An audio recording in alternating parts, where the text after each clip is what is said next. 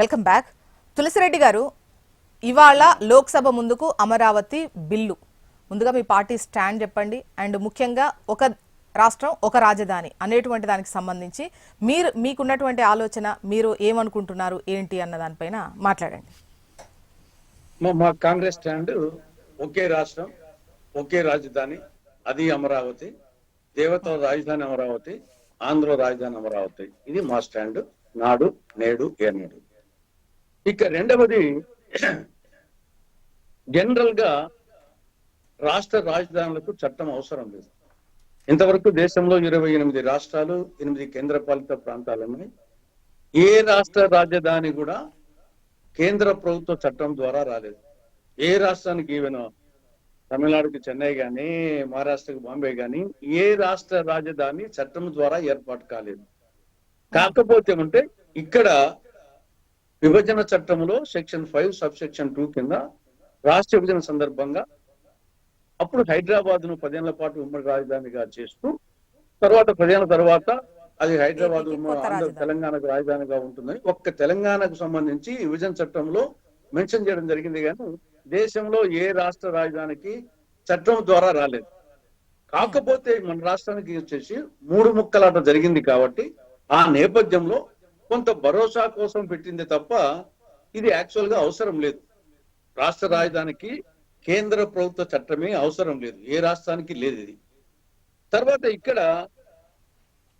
దీనికంటే కూడా రాష్ట్ర ప్రభుత్వము ఏదో దీనికి చట్టబద్ధత కల్పించినామని చెప్పి కూడా దానికంటే, దీన్ని ఆల్రెడీ చట్టంలో ఉన్నటువంటి సెక్షన్ 94 సబ్సెక్షన్ 3 ఇంప్లిమెంటేషన్ కోసము ఈ ప్రయత్నం చేసింటే చాలా బాగుంటది.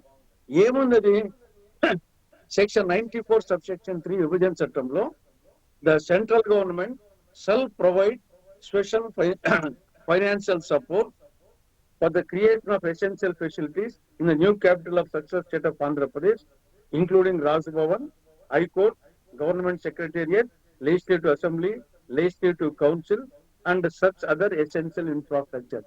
దీని మీద కాన్సన్ట్రేట్ చేయాలి రాష్ట్ర ప్రభుత్వం. ఆల్రెడీ చట్టంలో ఉంది. సెంట్రల్ గవర్నమెంట్ నిధులు ఇవ్వాలి, కేంద్ర ప్రభుత్వం నిధులు ఇవ్వాలి రాజధానికి. దానికోసం ప్రయత్నం చేయకుండా ఇది ఏదో పెద్ద అద్భుతాలు సృష్టించినట్టు, ఇది ఏదో కొంత భరోసా కోసం 3 ముక్కలాట వల్ల వచ్చే నేపథ్యంలో భరోసా తప్ప ఇది అవసరమే లేదు నా అభిప్రాయం.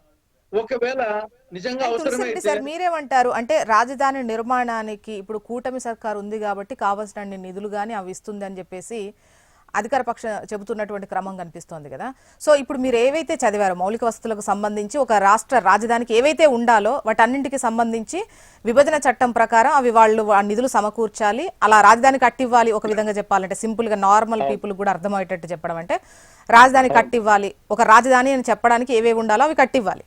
సో వీటికి సంబంధించి వచ్చినట్ట రానట్ట, ఒకవైపు కూటమి సర్కారు ఉంది కాబట్టి నిధులు బ్రహ్మాండంగా వస్తున్నాయి, రాజధాని నిర్మాణానికి ఫుల్ ఆఫ్ సపోర్ట్ ఉంది అన్నటువంటి వాయిస్ అధికార పక్షం నుంచి వినిపిస్తోంది.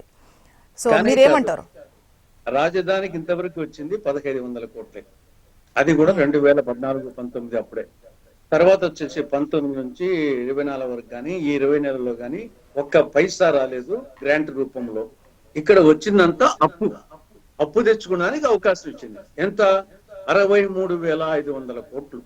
World bank, ADB, Asian development bank నుండి 29,000 కోట్లు, అర్కో నుండి 11,000 కోట్లు, జర్మనీకి చెందిన కేఎఫ్ఐ బ్యాంక్ నుండి 5,000 కోట్లు, నాబార్డ్ నుండి 10,000 కోట్లు, ఎన్ఏబి ఎఫ్ఐడి బ్యాంక్ నుండి 7,000 కోట్లు, ఏపీపీఎఫ్సి నుండి 1,100 కోట్లు, మొత్తం 63,500 కోట్ల రూపాయలు అమరావతి పేరు చెప్పి అప్పు తెచ్చి రాష్ట్ర నిర్మిస్తా ఉంది. రాష్ట్ర ప్రజలను అప్పుల ఊబిలోకి దించింది.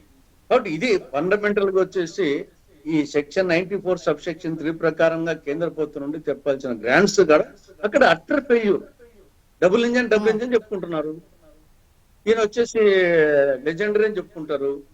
మరి చట్టంలో ఉన్నదాన్ని ఇంప్లిమెంట్ చేయలేకపోయిన తర్వాత ఇది ఏదో పెద్ద అద్భుతం సాధించినట్టు, మొత్తం ఎవరెస్ట్ శిఖరాన్ని అధిరోగించినట్టు, ఇది చట్టబద్ధత చేస్తానేమన్నట్టు. తర్వాత ఇక్కడ జరిగింది ఏమంటే, తీర్మానం సరిపోయింది, రాష్ట్ర కేబినెట్ తీర్మానం జరిపింది. నువ్వు అసెంబ్లీలో పెట్టేదానికల్లా శాసన మండలిలో పెట్టిండావా? నువ్వు శాసన మండలిలో పెట్టకుండా ఓన్లీ శాసనసభ తీర్మానానికి విలువే లేదు. కేబినెట్ తీర్మానం సరిపోతుంది.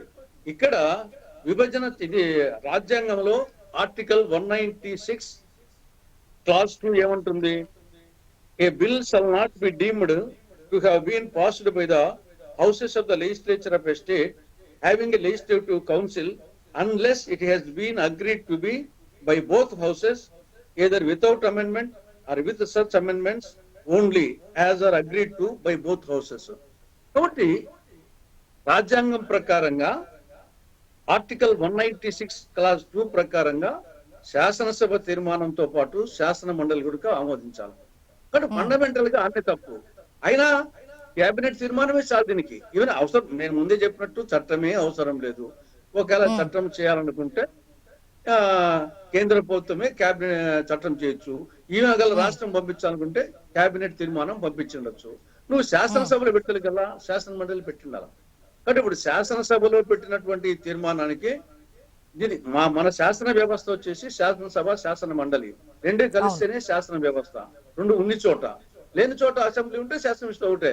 కానీ రెండు ఉన్నాయి కాబట్టి శాసన వ్యవస్థ ద్వారా పోయిన తీర్మానం కాదు ఇది. అంటే తులసిరెడ్డి సార్, కేబినెట్ ఆమోదమే సరిపోతుందా ఒక చట్టంకు సంబంధించి ఒక డెసిషన్ తీసుకునేటప్పుడు? సరిపోతుందా అనేది కూడా నేను చెప్పింది ఏమి, అసలు పార్లమెంటు చట్టమే అవసరం లేదన్నాను. ఒకవేళ పార్లమెంటు చట్టం చేయాలనుకుంటే ఈ యొక్క కేబినెట్ తీర్మానం ఒక బేస్ అంతే. ఇది వచ్చేసి తీర్మానంతో ఏం కాదు, చట్టమే ఫైనల్ గా ఏది తీర్మానం అనేది చర్చ కోసం ఉపయోగపడేది, కానీ దాన్ని బేస్ చేసుకుని చట్టం తేవాల్సిందే ఏదైనా కానీ. కాబట్టి ఇక్కడ చట్టం అవసరం లేదు అంటున్నాను. ఒకవేళ చట్టానికైనా బేస్ కావాలంటే ఈ తీర్మానం ఉండొచ్చు. నువ్వు తీర్మానానికి దాటి నువ్వు శాసన వ్యవస్థలో పెట్టినప్పుడు నువ్వు శాసనసభలో పెట్టాలి, శాసన మండలిలో పెట్టాలా. 196 అది స్పష్టంగా ఉంది. ఆర్టికల్ వచ్చేసి ఏమి రహస్యమే కాదు, ఎవరైనా చదవచ్చు వచ్చేసి. కాబట్టి దీనికి పెద్ద మనం శాంక్టిటీ ఇవ్వాల్సిన అవసరం లేదు. సరే, something is better than nothing. దానివల్ల నష్టం అంటూ ఏం లేదు. ఏదో గతంలో 3 ముక్కలాట వల్ల కొంత రైతులకు భరోసా కోసం అంతవరకు మంచిదే. కానీ చేయాల్సింది ఇది కాదు. దీనికంటే కూడా కేంద్రం నుండి గ్రాంట్ తెప్పించేసి వీలైనంత త్వరలో ప్రజా రాజధాని నిర్మించి నాడికి ఫుల్ స్టాప్ పెడితే దీనికి తెలుగు సీరియల్ కొనసాగించకుండా చేస్తే